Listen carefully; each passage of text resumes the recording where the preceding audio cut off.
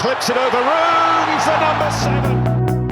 বিশ্বকাপের ডিকশনারিতে 7 আপ শব্দটি যেন দিন দিন চিরস্থায়ী জায়গা করে নিচ্ছে, আর সেই শব্দকাব্যের নির্মাতা জার্মানি। 2014 বিশ্বকাপের সেমিফাইনালে ব্রাজিলকে 7-1 গোলে পরাজিত করার পর সেই একই ঘটনার পুনরাবৃত্তি ঘটল 26 বিশ্বকাপের শুরুতেই। তবে এবার ব্রাজিল নয়, কুরাসাওকে 7-1 গোলে উড়িয়ে দিয়ে বিশ্বকাপ অভিযান শুরু করেছে জার্মানি। ফুটবল প্রেমীরা তাই মজার ছলে 7 আপ শব্দটিকেই সামনে আনছেন বারবার।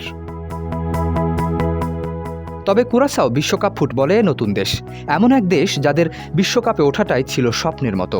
হারের রাতটাও কুরাসাওদের জন্য ছিল গর্বের উপলক্ষ।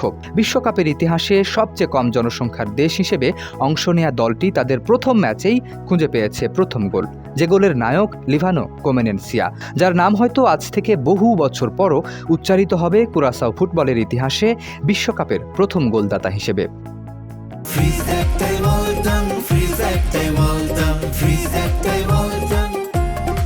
ম্যাচের শুরু থেকেই জার্মানির আধিপত্য ছিল চোখে পড়ার মতো। বলের নিয়ন্ত্রণ, আক্রমণের ধার আর গতিময় ফুটবলে তারা যেন শুরু থেকেই বুঝিয়ে দিচ্ছিল নিজেদের উদ্দেশ্য।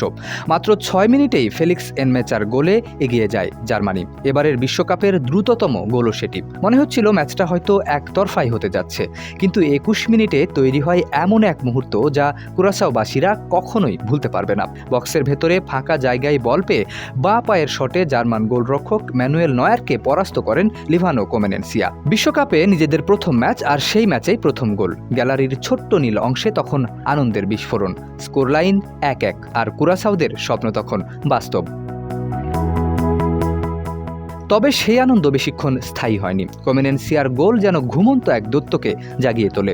সমতায় ফেরার পর আরও ভয়ঙ্কর হয়ে ওঠে জার্মানি। বিরতির আগেই গোলে 3-1 ব্যবধানে এগিয়ে যায় তারা। দ্বিতীয়ার্ধে সেই ব্যবধান আরও স্পষ্ট হয়ে ওঠে। 47 মিনিটে জামাল মুসিয়ালা গোল করে ব্যবধান বাড়ান। এরপর একে একে নাথানিয়েল ব্রাউন, ডেনিজ উন্দাভ এবং আবারও কাই হাভার্টস গোল করে কুরাসাওদের রক্ষণকে পুরোপুরি ভেঙে দেন। শেষ বাঁশি বাজার সময় স্কোরবোর্ডে জ্বলজ্বল করছে 7-1।